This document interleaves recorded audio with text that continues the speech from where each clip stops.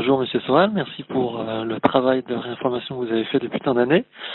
Je voulais vous poser une question. Que pensez-vous de Monsieur Rémi Daillé-Widman qui lance actuellement un coup d'État et donc c'est une personne qui a la foi catholique, voilà, qui a des valeurs traditionnelles de la famille, etc. Et d'après ce que j'ai vu sur lui, il est totalement sincère. Donc ça fait des années qui critique énormément le système, ce genre de choses. Donc je voulais savoir votre avis et si vous allez le relayer. Et voilà, parce qu'il fédère pas mal de monde, il arrive à organiser, les Gilets jaunes l'ont rejoint. Et donc voilà, je voulais savoir si vous alliez le promouvoir aussi sur votre site pour le faire plus connaître et pour que le coup d'État puisse avoir lieu. Merci, bonne journée, au revoir. Bah là, je vais être obligé d'être un peu méchant. Il faut être particulièrement naïf, voire stupide, pour me poser cette question.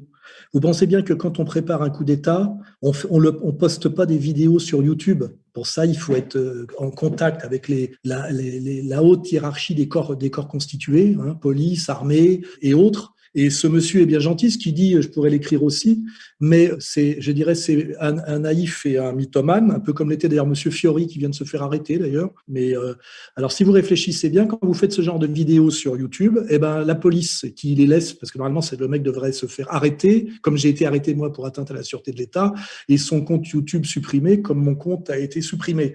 Donc, si on le laisse faire, là, je vais vous donner une petite leçon d'intelligence politique parce que c'est un peu grave comme question là. C'est pour que les gens comme vous, la police puisse en faire la liste, hein, c'est-à-dire que tous ceux qui vont voir, qui répondent, qui essayent d'agréger avec ce monsieur, eh ben ça permet à la police d'État de vous lister, hein. Et puis à un moment donné, voilà, vous êtes sur la liste des gens qui aimeraient qu'il y ait une révolution, qui pourraient bouger, donc vous êtes déjà cuit, voilà, hein. Donc si la révolution a lieu un jour, elle passera pas par un mythomane qui fait des vidéos sympathiques sur YouTube alors qu'il n'a en réalité aucun moyen de faire ce coup d'État. Il faudrait lire Malaparte pour ce que c'est que l'organisation d'un coup d'État, et je vous garantis que le jour où il y aura un coup d'État, ça ne se passera pas, à mon avis, par des vidéos sur YouTube, hein. Voilà, donc je pense que ce monsieur, on le laisse faire parce que, un, il n'est pas dangereux, deux, il permet de faire la liste des gens qui sont sensibles à son discours. Donc, à son insu, il travaille pour la police, hein, et pour la police d'État. Et il faudrait peut-être que vous vous réveilliez un peu et de comprendre que le monde réel n'est pas YouTube, hein, voilà. Et que d'ailleurs, quand on est réellement un résistant authentique, comme je le suis moi, malgré même mes faibles moyens, comme l'avait fait remarquer notre ami belge là, eh ben on a déjà des gros problèmes. Rissen aujourd'hui est en prison, hein. L'autre Guignol là dont vous me parlez, lui il n'est pas en prison, il n'est pas arrêté, et même s'il est arrêté à un moment donné, tout ce qu'il risque c'est une petite psychiatrisation, quoi. Voilà, hein. Alors après, ce qu'il faut faire aussi, c'est des recherches sur le monsieur. Moi j'ai fait des recherches sur ce monsieur. J'ai vu que son père était un ancien élu, que lui-même avait été un ancien élu du MoDem, hein, que lui-même avait un petit parcours effectivement politique local.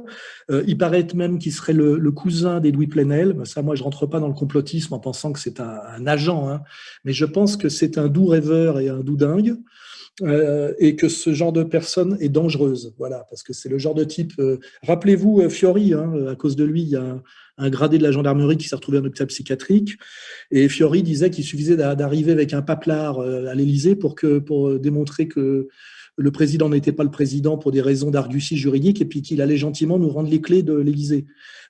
Ça ne s'est jamais passé, et il faut arrêter avec ce genre de guignolade. La politique, c'est sérieux, c'est dangereux, et ça marche pas comme ça. Voilà. Donc, je vous dis que vous puissiez me poser cette question, ça me permet d'y répondre, c'est très bien, mais me prouve que vous ne comprenez rien à la politique sérieuse, hein. Voilà, la politique sérieuse, c'est pas d'appeler à la révolution dans une vidéo YouTube et de se donner rendez-vous quelque part. Ça me rappelle un peu le pop Gapone, le rôle du pop Gapone en 1905, quand il y a eu la première tentative d'insurrection en Russie.